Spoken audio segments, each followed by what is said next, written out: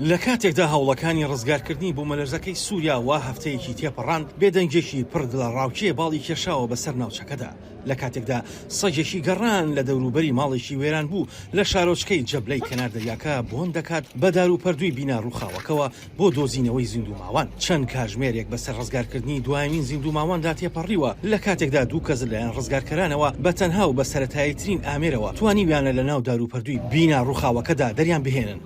احنا من اكثر من 12 13 سنه ما اجانا اي لە ماوەی 12 یان 13 ساڵی ڕابردوودا وەک هێزی بەرگری شارستانی هیچ کەرەستەیەکی نوێمان وەرنەگرتووە، تەنانەت مەشخەڵیشمان پێنەگەیشتووە. هیچمان نییە. ئەگەر کەرەستەمان هەبوایە دەمانتوانی سەدان قوربانی یان تەنانەت زیاتریش ڕزگار بکەین. ئەو سەگەی کە ڕاهێنراوە بۆ دۆزینەوەی زیندووماوان بۆ ماوەی 30 خولەک بە دەوری ناوچەکەدا دەسوڕێتەوە بە پەلە دەگەڕێتەوە. ڕۆژانە ئەم دیمەنە لە جەبلا بەدی دەکرێت کە هیواکانی دۆزینەوەی زیندووماوان لە ژێردار و پەردووی بینا ڕووخاوەکاندا هەوڵێکی ناومێدانەیە.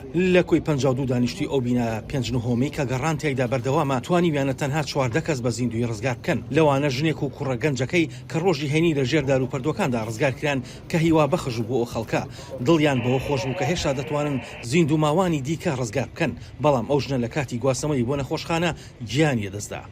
اتوقع بقى في امل لانه پێم وانییە ئومێد بۆ ڕزگاربووان هەبێت. لە ڕۆژی یەکەمەوە هەوڵماندا تا بتوانین زۆرترین خەڵک ڕزگار بکەین، بەڵام ئێستا هیچ هیوایەک نییە. لە ڕۆژی یەکەمدا تەنیا بەدەست یان بە خاکەناس کارمان دەکرد بۆ ئەوەی بە ئامێرە قورسەکان ئازاری زیندووماوان نەدەین، بەڵام لە ڕۆژی دووەم و سێمدا دەستمان کرد بە بەکارهێنانی ئامێری قورس. تەنانەت بەو شێوەیەش لەگەڵ هەر هەنگاوێکدا دەوەستاین و هاوارمان دەکرد ئایا کەس لە ژیاندا ماوە بۆ ئەوەی بزانین ئایا دەتوانین جۆمان لە هەر دەنگێک بێت.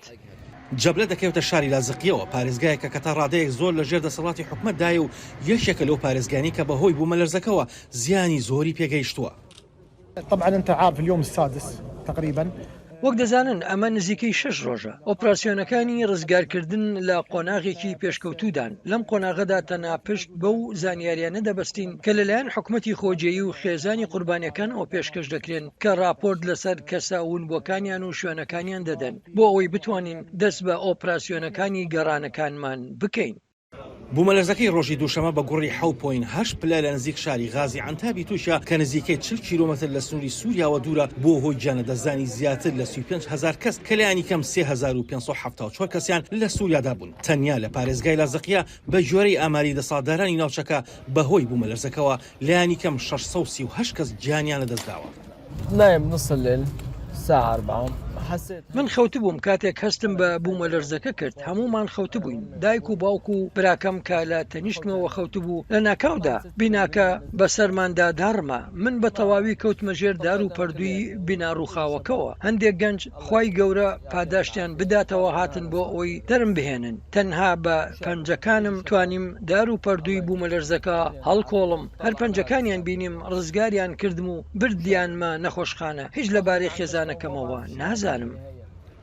قەیرانی وزە سوتەمەنی لە سووریا بە ڕادەیەکە پەیداکردنی زۆر سەختە. کەمی کارەبا بۆ خەڵک گرفتێکی دیکەیە و سوتەمەنی بۆ ئۆتۆمبیلەکان دەست ناکەوێت. ئەمە تیمەکانی فریاگوزاری نێودەوڵەتی ناچار کردووە سەرچاوی کۆگاکانی خۆیان بەکاربهێنن وەک بەشێک لە هەوڵەکانی بەهاناوە چوونی قوربانیانی بوومەلەرزەکە. ئاسۆ جەبار، دەنگی ئەمریکا.